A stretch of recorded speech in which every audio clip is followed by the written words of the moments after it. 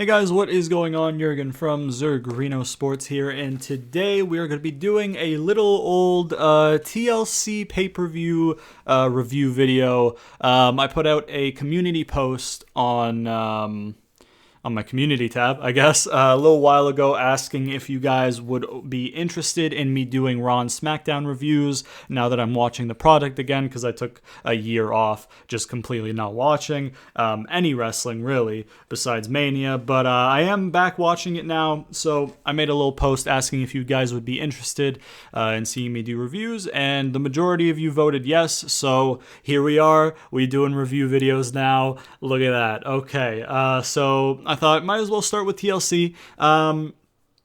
I'll give, before I review each match and stuff like that, I will give just my overall opinion on the people involved and what they've been doing recently, just so you know where I stand going into things, and then I'll probably review after that. I will say that I did not watch the pre-show, because I was sleeping. I have a fucked sleep schedule, and I was asleep. So I did not watch the pre-show. But I did watch the from the first match on the card, which was Drew and AJ. I had some internet issues actually, so I missed the promo package for this. But other than that, I watched the match. I'm a big fan of Drew. I don't get why he dropped the title to Randy if he was just gonna win it back so short after, you know what I mean? I don't know why they did that. Maybe they wanted to reward Randy for a great 2020, because Randy, from what I saw on YouTube and then from when I started watching, like, he had a good year. So maybe they were just like, here, let's stat pad your title reigns, record thing. Because you had a good year, we want to reward you for it. Or maybe they had other plans that they changed their mind on that they were going to do with him. I don't really know. I'm a big fan of AJ. That almost guy is fucking huge, and he got involved, which we'll talk about in a second. But a little funny thing before the match actually started, Drew took off his kilt or his skirt or whatever the fuck it's called and kicked it into AJ's face, and AJ just kind of caught it. He was like, "The fuck is this?" And he threw it into the crowd.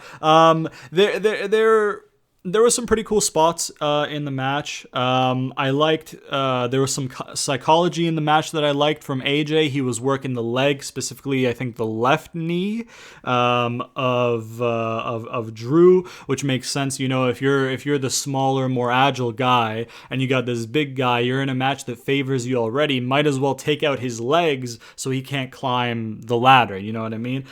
So I like that little bit of psychology there. There was a calf crusher that AJ did with the chair. He tangled Drew's leg into the chair, and then with the ladder, and then did a calf crusher with the ladder, which looked fucking brutal. There was a spot earlier before that Drew threw AJ through a bunch of chairs that were stood up on top of a table and stuff like that, which was pretty cool.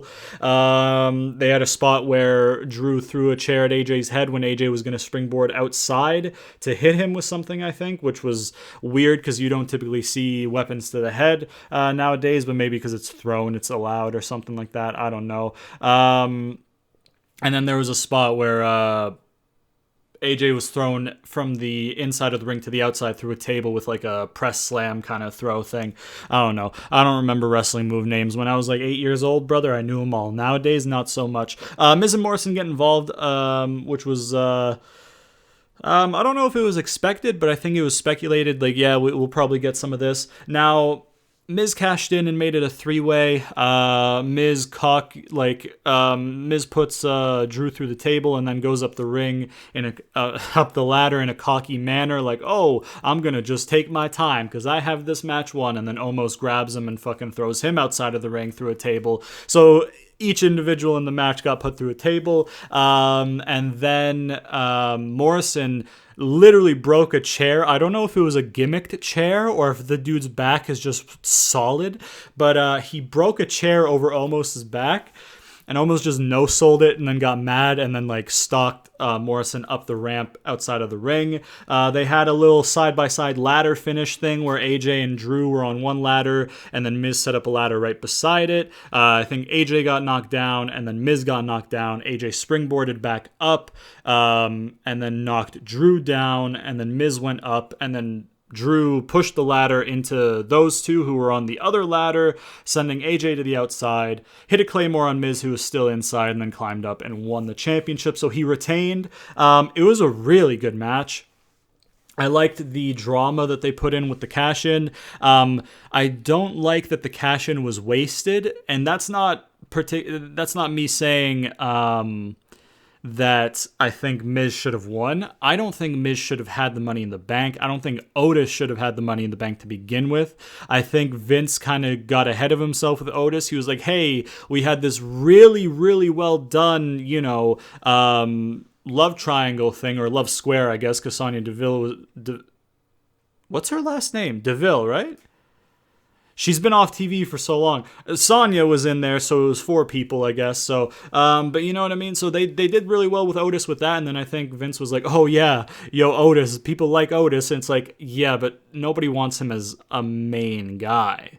You know what I mean? So the Money in the Bank going to him to begin with was a mistake, and then they tried to salvage it by giving it to Miz, but even then, Miz being a main eventer in 2020 and going into 2021, the time has passed on Miz for me. In 2016 over on SmackDown, that's when they should have pulled the trigger, but it is what it is. So I do think that the Money in the Bank is wasted, which was a shame. However, I do think that they have a potential, which they might, capitalize on, to give Miz the briefcase back through a loophole, because Morrison was the one to hand the briefcase to the referee and cash it in, so they could show up on Raw tomorrow or today, whenever you're watching this, and just be like, yo, I didn't cash in, boss. Morrison cashed in. I didn't cash in, so I'm still Money in the Bank. I'm still Mr. Money in the Bank. Give me the briefcase back. That didn't count, kind of thing. But Drew retaining for me was the right call. I think the match was really good before Miz got involved. The match, the drama that ensued, and the finish I thought was cool. So it was a really good start to the pay-per-view for me. Really good match. So yeah, which was nice. A nice start to the pay-per-view. Then they had a little backstage Paul Heyman thing where he had an interview with one of the interviewers. I think Kayla Braxton, but I'm not entirely sure which one. Where he was talking about how NASCAR is his favorite sport outside of wrestling, because he likes watching car crashes because he's a sadistic son of a bitch, but he doesn't need to watch NASCAR tonight because of the match with Roman and KO will be enough to satisfy him, kind of thing. So he was just putting over the brutality of the match to come, and he wasn't entirely, he wasn't far off. He was not far off with his promo, because it was a pretty brutal match, and we'll get there eventually. If you're here in paper, I write down my thoughts when I'm watching the show, because I often forget little things that I think are worth mentioning. Anyways, on to the next match, Sasha versus Carmella for the Women's Championship, the SmackDown Women's Championship. This match over-delivered for me. Everybody knows Sasha's great. I love Sasha as a heel, as a face. I'm not too big a fan, but she's not really like overtly face right now. She's kind of like a tweener, I guess, but I don't know if that's just because her speech pattern and the way she cuts promos gives off that heelish vibe, and they're intending on her to be like a white meat babyface, or if they're intentionally having her being like, okay, well, she was part of a heel partnership. One heel betrayed the other heel, and then, she had a grudge with Bayley, and then now we don't have any other women on our roster that are ready for this top spot, except for Carmella, and she's a heel. So, you know what I mean? So I don't really know. I'm really liking Carmella's repackaging. I really like her new gimmick, her new like fucking, yo, I'm the hot shit bitch gimmick with the sommelier and all that stuff. I'm really liking her new gimmick. A big problem I had going into this match was they did the typical WWE thing where you're building somebody up, and then you're building another person up, and then you put them against each other, and you're going to halt somebody's momentum. You know what I mean? If Sasha loses, like, okay, she has another short title reign where she doesn't retain well and stuff like that. You know what I mean? And then if Carmella, loses, yo, her first match back, her first big match back, she failed to win the title. You're stopping her momentum, kind of thing. I thought the build up to this was good. A lot of people were saying the promos between Carmella and Sasha were shit. I disagree. I think the Carmella promo on the go home was good. I think that split screen promo was kind of meh, but I don't think it was shit. And then other than that, I think it was fine. Hold on a second. Here we go. Now, in terms of the actual match, I one more thing I want to say about Carmella. I really like her entrance. I like how unique it is and stuff like that. So that's pretty cool. They had a little spot in there where Sasha threw Carmelo Anthony, brother. She threw Carmella out of the ring and the Sommelier caught her, and then Sasha went for a Meteora. They ducked underneath. Sasha missed. Sasha got up, and the Sommelier put Carmella onto Sasha for a Hurricane Rana and then pushed her to give her the momentum. I thought that was a pretty cool spot right there. They did the sit out face buster thing, but the reverse one where you fall on the back of your head. The shit that Edge and Christian would do, you know what I mean? They would duck under, cup your chin and then bring you back down, you know what I mean? Carmella did that to Sasha on the apron. That was a fucking bump that looked bad. And then later they had a face buster by Carmella onto Sasha, and Sasha spiked herself selling it, so that looked fucking good. They had a false finish with the Sommelier, where I think what happened was he caught Carmella again. This time, Sasha did do the Meteora, but he drops Carmella when he gets hit for the Meteora. Carmella super kicks Sasha as she's getting up, super kicks her again on the outside of the ring, throws her in, pin, 1-2, kicks out. So they had the false finish there. And then Carmella was getting big and she was mad and she was bragging and shit. And then that gave Sasha the opportunity to get the bank statement in and retain the match. This over-delivered for me because typically Carmella does not have good matches typically. She's a really good character wrestler, her character work is really good. Or can be. And then Sasha's great in the ring, but Carmella really impressed me tonight. Granted, my opinion doesn't matter. I'm just some dude, but you know what I mean? She really impressed me tonight. She's kind of got that Triple H thing going on for me, which if you're new, I've explained it before on my channel, but for me, Triple H was always that guy who had great character work, and he could never carry a match to being a really good match, but he could always keep up with the top guys to go to a good match, you know what I mean? And I think Carmella's kind of growing into that mold a little bit, because I don't think if it was Carmella versus Bianca, for example, I don't think it would have been that special because Bianca's still new, so I don't think she has the experience yet to carry a match, and then Carmella can't, in my opinion, from what I've seen of her. So, but, Sasha can carry a match. And then Carmella kept up with her. It was a fantastic match. Maybe the best match of Carmella's career, I think. It's the best match that Carmella's had that I can think of off the top of my head. So, the right person won, in my opinion, even though it was a lose-lose situation for them. A second match was great. They had a funny little Asuka and Billie Kay segment where Billie Kay gave her resume and was like, hey, pick me as your partner. I even made my own little entrance mask. I speak Japanese. And then Asuka spoke Japanese to her and she's like, yeah, no, see, look, the mask. And then it was this fucking paper plate painted to look like Asuka's entrance mask. It was incredible. Billie Kay is a gem. She's a fucking she's a gem, dude. And then Asuka said that the position was filled already, and that was the end of that segment. Just a nice little throwaway comedic segment there. Then in the third match, we had Hurt Business and New Day. Really good match, again, like you'd expect from them. The finish was Shelton, was gearing up to finish Kofi off, and then Cedric tagged himself in real quick. Hit the, what does he call it? Lumbar check or something like that? I don't know. He hit his finisher and he won the match. So they keep building the, Cedric is really confident right now and he's really putting himself ahead of the group kind of thing, but he's still benefiting for the group. So they're building that tension, but they're doing a slow burn because if they would have pulled the trigger too fast and had them lose because of Cedric, that would have been shit. I think the Hurt Business is picking up steam. I thought that they kind of were dropping the ball on the Hurt Business a little bit earlier in the year, and then now they're really starting to come into their own kind of thing. So I'm really happy. I think it was the right result for Hurt Business to win the match. New Day don't need the tag titles.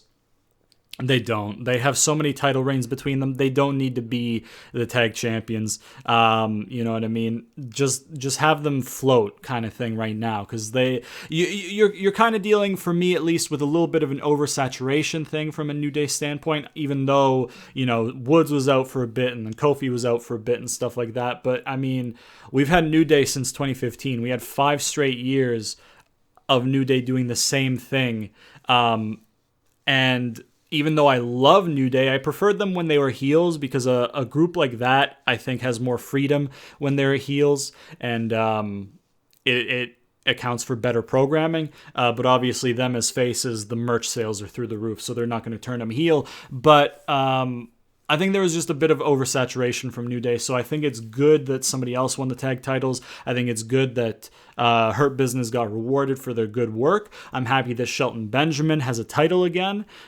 Just think, they've had Shelton Benjamin on their roster for like 3 years now, since he returned, and they've done nothing with him until now. Just think about that. Shelton Benjamin on your roster, and he was doing nothing. Like, come on, man. And I'm happy to see Cedric doing something important too.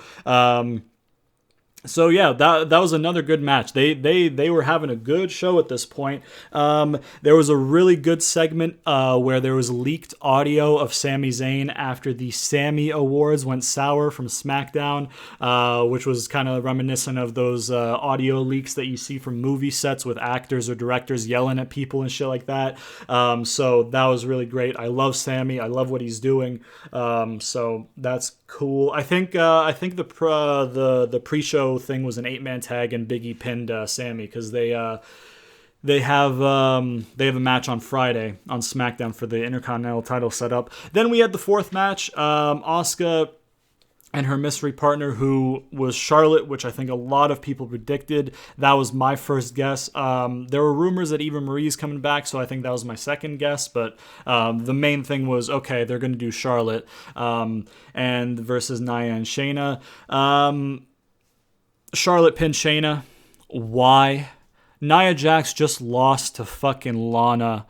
Don't protect Nia Jax. Nia Jax is also just point blank, she's shit. So why let Nia take the pin. Don't let Shayna take the pin. Shayna's great. Nia's not. Why are you protecting Nia? Like, there's no reason to protect Nia, especially after she just lost to Lana. But Charlotte can't pin her? Come on, man. It's just fucking dumb, brother. Here's my thing, right? Asuka, they've been dropping the ball with her. I think since she's been champion, she's defended it like a couple times or a few times against Zelina on Raw, right? And then, or at least like in recent times, I think maybe since October or something. I think I saw a tweet about it, but she's only defended against Zelina, which was on Raw, I think, or maybe on pay-per-view. That would have been happening before I watched. And then, before I started watching again, I mean, and then against Lana. They don't know what the fuck to do with Asuka, and it's very clearly obvious that they don't know what to do with Asuka. Nia and Shayna, they were entertaining at first. They kind of ran their course, so I'm happy that they lost the titles. Now you can have Shayna break off from Nia and actually push Shayna and do something good with Shayna. You know what I mean? Because she deserves it, because she's fucking great. Once again, Nia Jax is not. My biggest issue with this match, and with the fact that Charlotte is the one who is the mystery partner, I have a small issue and then a big issue. My small issue is, you're at TLC, you've had the gimmick of Nia putting Lana through a table for like 2 months in a row. Why would you not keep Lana in the match, make it a tables match, and have Lana put Nia through a table to win the match? Why not do that and pay off the fucking table thing? Otherwise, you just did a table thing for no fucking reason. So that's my small issue. My big issue, however, is with Charlotte. I don't care that she's back. She had to come back eventually. I think Charlotte is the female Roman, but I can't say that anymore because Roman's actually fucking fantastic now. She's the female face Roman Reigns, pretty much. We don't want her to be that prominent, but they shove her down our throats. That's my view. Here's the thing. My big issue with this match is Charlotte and Asuka are now tag team champions, which means they're going to do the champions at odds thing with Charlotte and Asuka. When they lose the tag team championships, which will be before Mania, probably at Rumble, and then Charlotte's probably going to win the Rumble, which I don't want happening. I want Bianca winning the Women's Rumble and then facing Sasha at Mania. Charlotte's just going to beat Asuka for the title at Mania. That's where they're going with this. At least that's where I think they're going with this, knowing how WWE creative thinks and how highly they rate Charlotte. That's what they're doing. And I don't want that. We don't need another Charlotte title reign. It's the New Day thing. It's oversaturation. Have her there, right? And have her float. Have her go into non-title rivalries or have her go into a rivalry for a title, but come short and put the other person over. Charlotte does not need to be champion all the time. We know she's fucking good. You know what I mean? But if you fucking shove her down our throat... Brother, if you like pizza, but I shove pizza down your throat every day for a year, you're going to hate pizza. You know what I mean? Like, it's too much. Like, you don't... And, like, she was gone for 6 months, right? Charlotte. That didn't feel long enough. It doesn't feel long enough. Because of how oversaturated she was. It's just... I rate Charlotte as an in-ring performer. She has an okay heel promo. She has a horrible face promo. But we don't need her at the top to be champion. You have deep women's divisions, man. It may not seem like it because they don't push them. But if they treated the women's division differently, people wouldn't look at the women's divisions and be like, oh, that's a shit women's division. They'd be like, oh, shit, that's good, yeah. But because you have Charlotte at the top and nobody gets a chance and nobody gets wins because Charlotte has to look strong, the division itself looks shit. You know what I mean? It's just, Charlotte bothers me, man. Just the way she's booked. Anyways, after that, they had the awful New Year's CGI thing, which was just fucking, if you were the graphic designer who had to do that, I'm so sorry you had to lower your dignity, lose your dignity to do that for a paycheck. I'm so sorry they made you do that, brother. Because that was awful. Then they had a good backstage segment between Big E and Sammy, where Big E and R-Truth were vibing. Sammy accused Big E of leaking that audio. R-Truth is fucking funny. By the way, I love R-Truth. He just had a random fucking line because Big E said Sammy had like a conspiracy theory about the leaking audio. And then R-Truth said he had one, and he said, your lips don't touch when you say touch or something like that, but they do when you say separate. And it's like, oh, okay, yeah. Okay, R-Truth. Okay, I see. Okay, all right. Sammy then said that Big E was treading water and like kind of not fulfilling his potential since he went on his own. And then E went from being all like, joking to being fucking serious, which I love. Because Big E being that serious, no nonsense, hey, you pissed me off, I'm going to kill you, that can get you somewhere as a single star for sure. Especially if you couple that with his, funny shit. Because then he can be that guy where it's like, hey, you're going to entertain the kids and you're going to entertain everybody. But then when you need to get in the ring, the hardcore fans are going to be like, oh shit, this guy's a fucking machine. Let's go. So I like that about Big E. Then they had the 5th match, which I thought was going to be the main event. There's a reason why it wasn't, which we'll get to. But we had Roman versus Kevin Owens. I think this was match of the night for me. The promo package leading up to it was great. Roman made his entrance and KO as the title was being lifted up for the start of the match. Kevin Owens, without making an entrance, just like abruptly ambushed Roman to get a head start.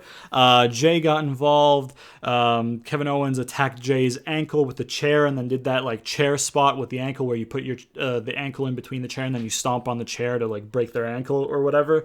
Kevin Owens looked like a man possessed. He really sold that I'm gonna win or die trying thing. They had a fisherman suplex onto a chair, which looked fucking brutal.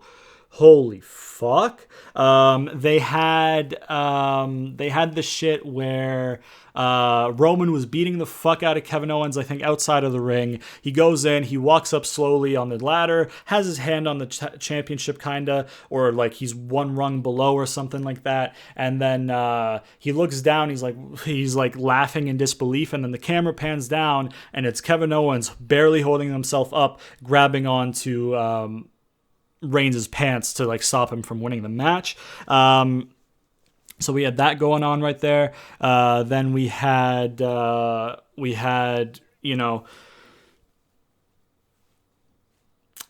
kind of like goading Kevin Owens a little bit, and then they had this thing. There was a table set up in the corner. They had this thing where Roman speared him through the table in the corner. He rolled out to the ring, Kevin Owens that is, and then he got up with the help of a ladder, and then Roman was looking at him like, what the fuck is wrong with you? And then Kevin Owens said, and it picked up on the mics, you're going to have to kill me. That's what you're going to have to do. You're going to have to kill me. And then Reigns charges at him on the outside for a spear. Kevin Owens moves out of the way, spear through the barricade. Kevin Owens goes up, gets his hands on the title. Roman stops him. They had a lot of interference with Roman.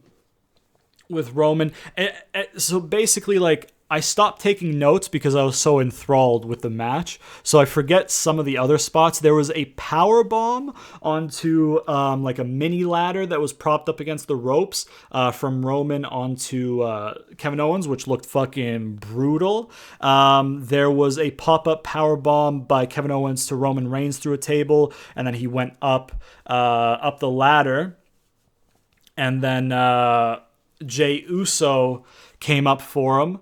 Tried to stop him. He fends off Jey Uso, and it looks like he's in the clear, because I think there was, I think Roman took a big bump on the outside as well after that, maybe through a table or something, but I think he took a big bump on the outside maybe, or it might have been before. I'm kind of mixing up the timeline, but basically Jay tries to stop him. Jay doesn't succeed. Kevin Owens goes up because Kevin Owens comes down from the ladder with Jay, hits him with a stunner, and then goes back up. He has his hand on the title once again. Roman's climbing up the ladder, and then boom, through the ladder he fucking punches him in the nuts, and then does the guillotine at the top of the ladder, making him pass out. Kevin Owens falls down. Roman Reigns wins the match. Match of the night for me. Roman Reigns, in his new shtick that he's doing since he came back at, I believe it was SummerSlam, right? When they had the triple threat with Fiend, Braun, and Roman, right? Or not? Hold on, I'm forgetting. But since he's come back and since he's done the head of the table thing, Roman has been the best thing in the company. And I'm somebody who, if you've been watching for a while, I was not a fan of Roman Reigns because of his booking mainly. Pretty much since the Shield broke up. Because I wasn't really watching when the Shield was together in its height. I started watching at kind of like the end of the Shield. So I don't really have an opinion on him in the Shield. But since they broke up, he was shoved down people's throats. He was pushed too soon. He was pushed too high. So I had problems with his booking. But what they're doing right now is the best thing in the company.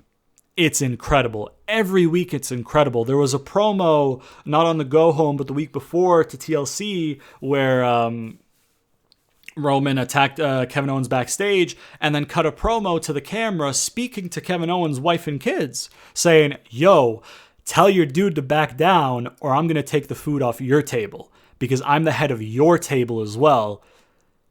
Like, it was just fucking incredible. That's probably the promo of the year for me. But yeah, Roman's great. I think the right result was Roman winning. Roman shouldn't lose that title for a long time. I never thought I'd say that in my life, but they're doing good shit with Roman, so he shouldn't lose that title for a long ass time. And I love the match because it was great, hard hitting, physical shit. So from a sporting aspect, it was great. The drama was there, and the storytelling was there, and both guys got over. Kevin Owens looked like a fucking man possessed, and he was wrestling a 2-on-1 fucking TLC match, and he almost won. Like 3 times he had the match won, and then, somebody outnumbered him, blah, blah, blah, blah, blah. What I think they're going to do is end up doing Kevin Owens and Roman in a steel cage kind of thing, and then have Jay trying to get in the cage. Maybe Daniel Bryan comes down to even the odds, preventing Jay from getting in the cage, and then Roman will be like, yo, Bryan, you should have minded your business last week, but you got in my business, which means now I'm in your business, which means I'm a fucking kill you. So then they have that match for whenever they want to do it. If they want to do the steel cage on SmackDown, then they can have Daniel Bryan at Rumble. Or if they want to do the steel cage at Rumble, they can have Daniel Bryan at Fastlane or something like that. I don't think that's necessarily what they're going to do, but that makes sense to me. I think that's a viable option for them to do. But yeah, great match. Great match. Best match of the night for me. Great finish. Both guys got over. It was fantastic. It was incredible. Genuinely great match. And then in the main event, they had the Fiend versus Randy Inferno match. When I saw that this was going to be the main event, I was like, okay, they're doing something fucking nuts, because there's no way you're having that match main event unless something nuts happens where it's like, okay, you can't continue the show after this. And that's what happened. They had a good like Christmas Carol, not Christmas Carol, like a Christmas story promo package with Bray in the Funhouse being like, oh, there once was this blah blah blah blah blah blah. You know what I mean? Recounting the whole history of Bray and Randy. So that was really cool. I like that a lot.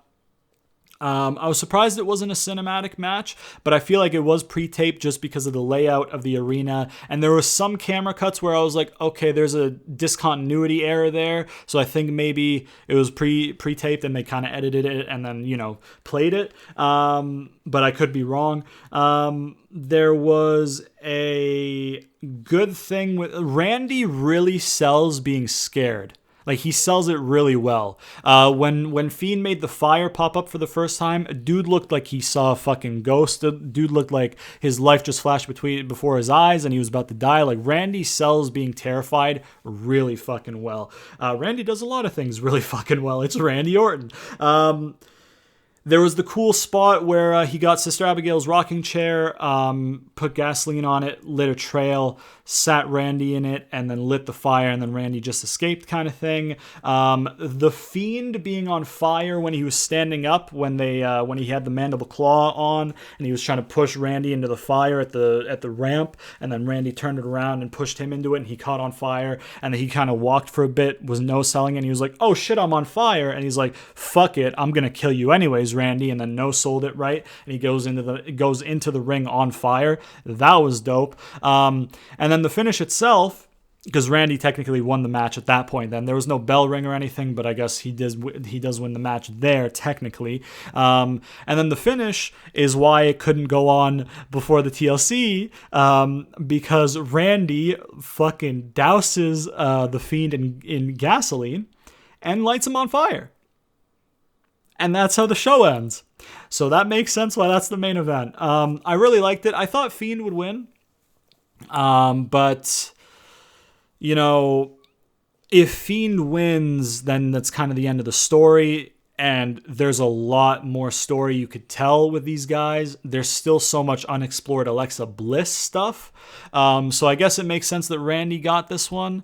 Because if Randy gets burned alive, he's not coming back. He's Randy Orton, If Fiend gets burned alive, he's going to show up tomorrow on Raw. You know what I mean? So it's not that big of a deal because he's like this mythical creature. I wonder how much the body double, or like, you know what I mean? Like the prosthetic body that they replaced him with to set on fire would have cost. Because like, did they build the body to fit Bray and then put Bray's clothes on it, or did they like make a new set of gear to fit the butt? You know what I mean? I don't know. It doesn't really matter. Overall, I thought it was a great pay-per-view. I hated Survivor Series. I thought Survivor Series was shit. I thought the wrong results happened in almost every match.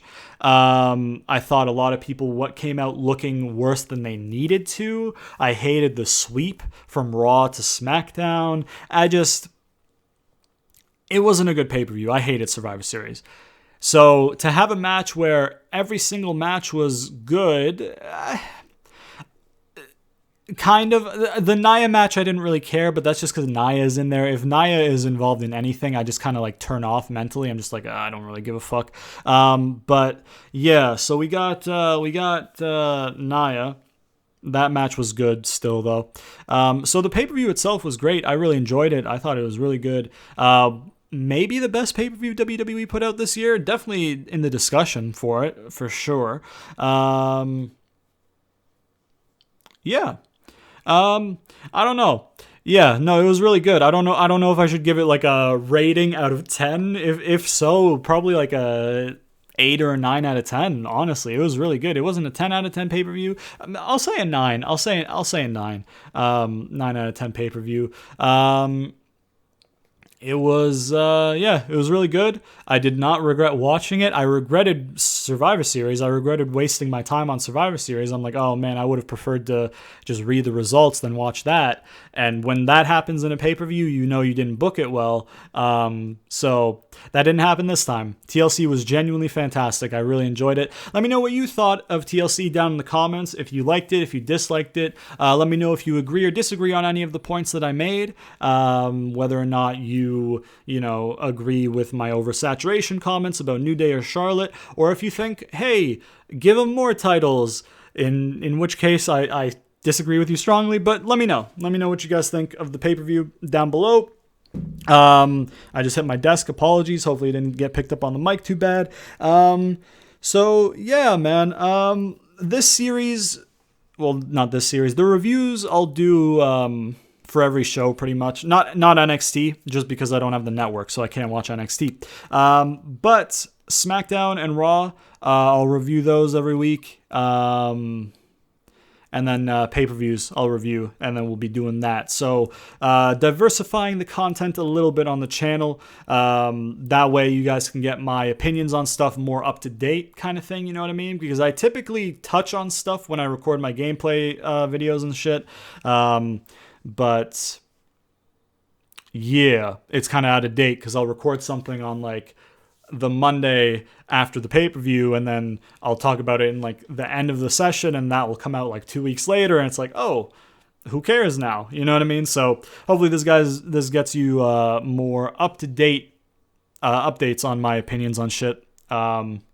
If you care about them. And yeah, that'll be it for this episode. It's a fucking long one.